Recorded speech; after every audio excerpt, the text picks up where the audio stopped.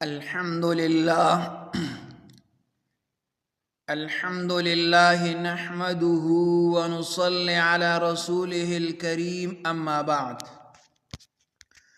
معزز سامعین کرام، اسلام ایک مکمل ضابطہ حیات ہے.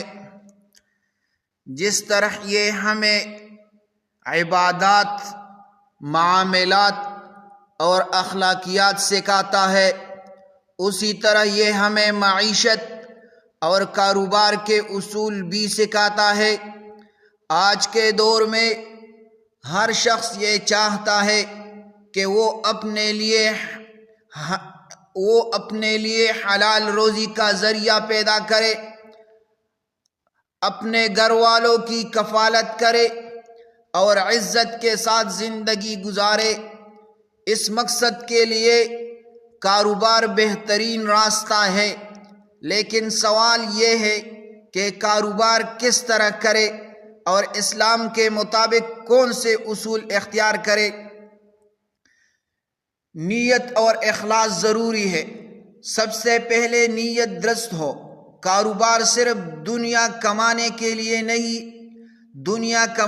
لیے نہ ہو، بلکہ اصل نیت یہ ہو کہ میں حلال روزی کما کر اپنے اہل و عیال کی کفالت کروں، دوسروں کا محتاج نہ رہوں اور اللہ کے راستے میں خرچ کروں. رسول اللہ صلی اللہ علیہ وآلہ وسلم نے فرمایا، الطاعم الکاسب حبیب اللہ، یعنی جو شخص محنت کر کے کھاتا ہے وہ اللہ کا محبوب ہے. دوسرا، حلال اور جائز کاروبار کا انتخاب کرو. کاروبار ہمیشہ وہی ہونا چاہیے جس میں کوئی ناجائز چیز شامل نہ ہو، مثلا شراب، سود، جوا، دھوکہ، ملاوٹ یا ایسی چیز جسے اسلام نے حرام کیا ہے. اس سے دور رہنا لازم ہے.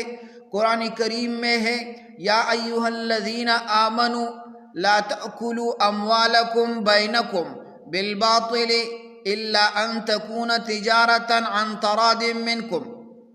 اے ایمان والو، اپنے مال آپس میں ناحق طریقے سے مت کھاؤ مگر یہ کہ تجارت ہو، باہمی رضامندی سے کھایا کرو.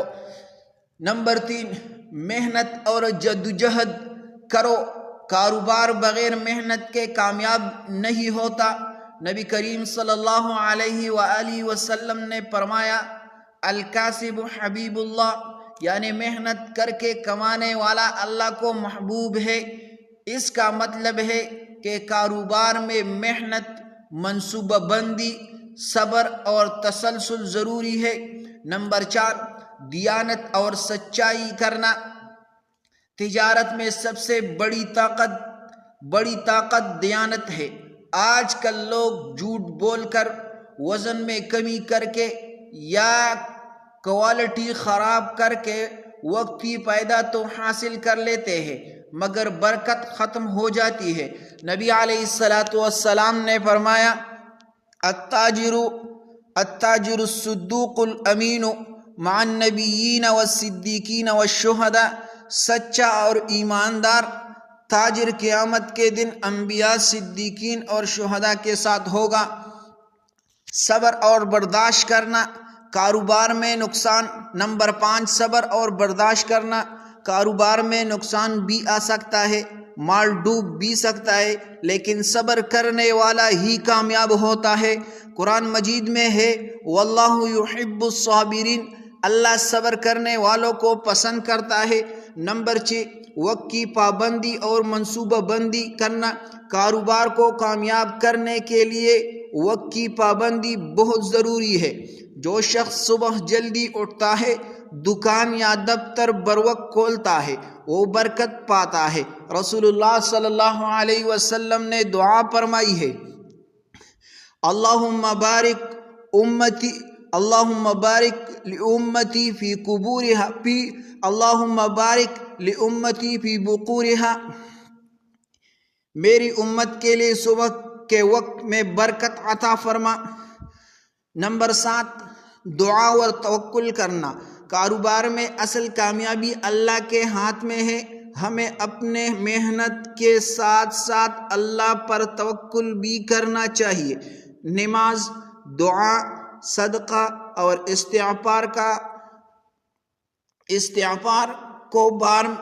کاروبار میں برکت لاتے ہیں۔ نمبر 8، حقوق العباد کا خیال رکھنا۔ کاروبار صرف پیسہ کمانا نہیں ہے، بلکہ خریدار کے ساتھ اچھا برتاؤ، ملازمین کے ساتھ عدل و انصاف اور وعدہ پورا کرنا بھی ضروری ہے۔ رسول اللہ صلی اللہ علیہ وسلم نے فرمایا، اعطوا الاجیر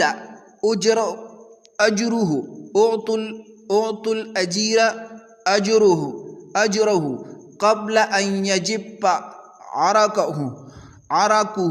اسی طرح الفاظ حدیث میں آیا ہے، مطلب یہ ہے مزدور کی مزدوری اس کا پسینہ خشک ہونے سے پہلے ادا کرو۔ تو نتیجہ کیا ہوگا؟ پیارے بھائیوں، کاروبار کرنا صرف دنیاوی ضرورت نہیں بلکہ دینی ذمہ داری بھی ہے، تاکہ انسان حلال کما کر اپنی زندگی عزت کے ساتھ گزار سکے۔ اگر ہم اپنی تجارت میں نیت، دیانت، محنت، صبر اور توکل کو شامل کر لیں تو انشاءاللہ ہمارے کاروبار میں برکت ہوگی اور یہ دنیا اور آخرت دونوں کے لیے نجات کا ذریعہ بنے گا۔ تو آپ یہ ضرور کریں اور اس پر عمل کریں، آپ کے کاروبار میں اللہ تعالیٰ برکت ڈالے گا اور آپ کامیاب ہو جائیں گے۔ لیکن اس پر عمل کریں، اسی کے مطابق جو بیان ہم نے کیا اسی کے مطابق آپ اپنا کاروبار چلائے تو آپ کامیاب ہو جائیں گے، دنیا میں بھی اور آخرت میں بھی۔ جزاکم اللہ احسن الجزا۔